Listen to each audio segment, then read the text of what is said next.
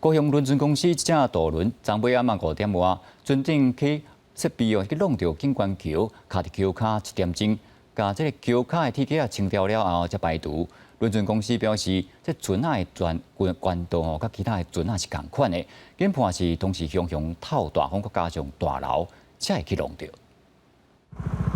下伫景观桥卡的起伏一格，无到叮当桥底铁做的架仔，嘛伫咧弄掉了后脱离桥体。15号暗头5点外，高雄轮船公司这只渡轮载了人客了后，要登去蛤蟆星岸边来停，向卡伫桥底。当时的风力过大，涨潮，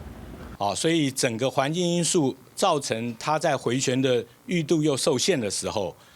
船尾的部分，在我们的救生筏架跟桥底部做了卡制的。高雄轮船公司表示，这几天是大流，按照数字来看，15号中昼左右是69公分，暗头5点到8点是大流的时间，上悬有到138公分，研判是大流和船身甲桥梁的悬度变低，佮加上风真透才来倒地。不过气象站表示，当时是4级的风，唔是非常的强。我第9支只无翘起有喎，你我即摆就要开始算第9支，这么大流啦。这么农历大流，